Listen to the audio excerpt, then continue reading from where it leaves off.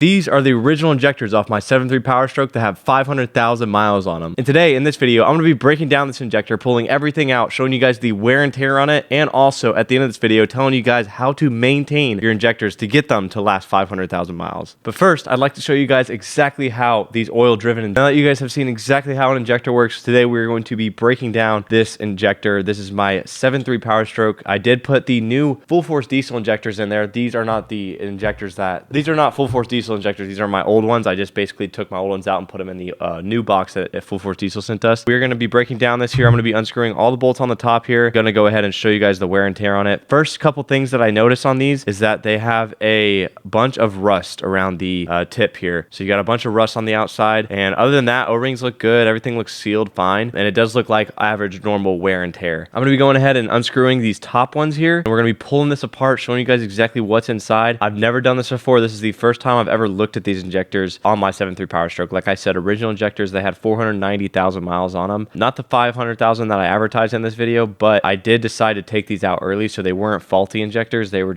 I just wanted to take them out and put upgraded ones in. Pull these injectors off. They come out pretty easy. Damn, pretty long screws wow, really long screw. Okay, it goes all the way down in there. We're gonna go ahead and get these top ones out here. Kind of cool to see what's inside of these injectors here, exactly how these guys work, so that way in the future you guys can maintain these a little bit better. So we're just gonna go ahead and unscrewing these.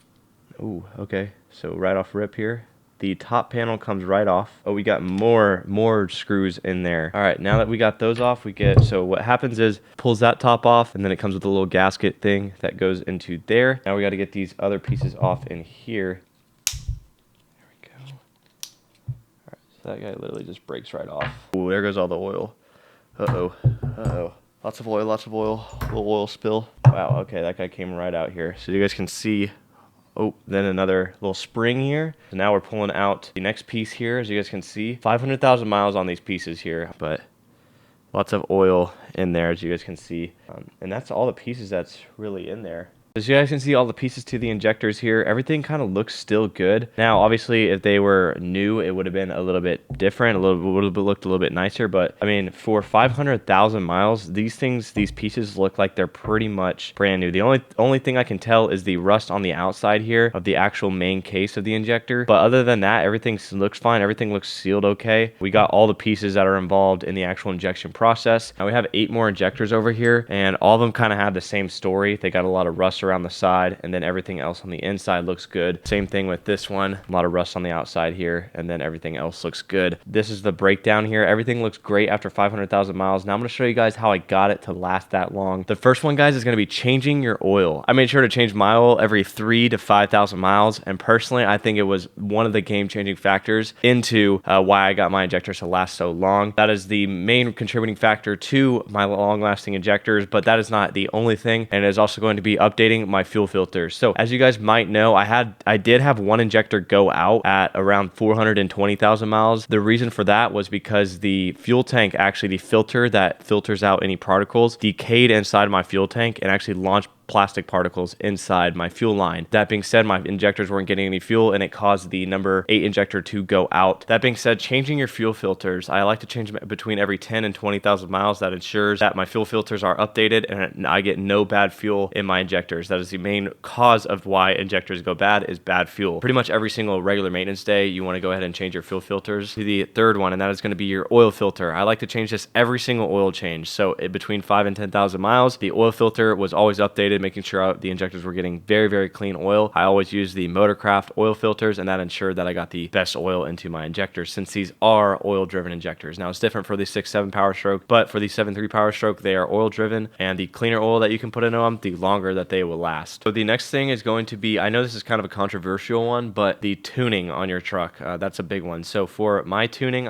these injectors were tuned for split shot injectors. The new ones I put in were tuned for single shot injectors. So you want to make sure that you tune your vehicle with the right injectors. I know a lot of you guys have been asking me about the hydrochip tuner, wanting to get the hydrochip tuner. Should you buy it? And the absolute answer is yes, but you need to make sure that you tune it with your vehicle. Full Force Diesel offers a great package for this. You guys can pick up your hydrochip tuner and also these exact injectors down in the description down below. For these injectors, I had split shot tuning, and that went from 15 tunes. I had a 140 horsepower tune, and that was actually, it gave me the ability to roll coal. But when I put the new injectors in, I had to change my tuning to a single shot injector tunes, and I actually got Jelly Built Tunes and did an entire video on that. So that is the number 4 thing that I would do in order to make sure your injectors last a long time. And I've had a bunch of people also DM me on Instagram saying that, hey, I didn't switch over my tuning and my injectors shot, they went to shit. The main thing too on that is going to be definitely switching your tuning over from split shot to single shot injectors if you are going to get upgraded injectors and different style injectors. The 5th and final one, guys, to make these injectors last a long time is a clean air filter. Anything that gets inside your turbo is going to shoot into your engine and dirty up your engine. So the cleaner you can get your air filter, the better. I like to maintain mine every 50,000 miles. I pull my air filter off, clean it out, spray it with the right material, and then I put it back on. As you guys knew, I had the S&B cold air intake. I like that air intake more than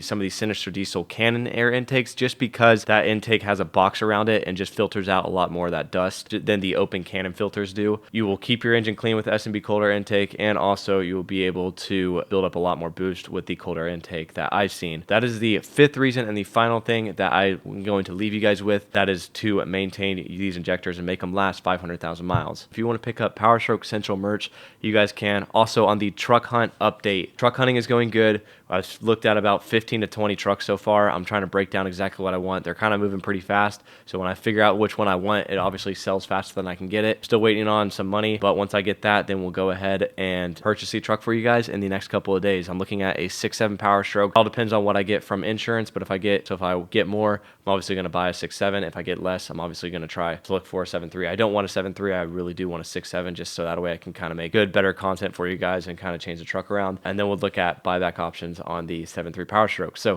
but that being said, peace out, guys. And yeah, that's it.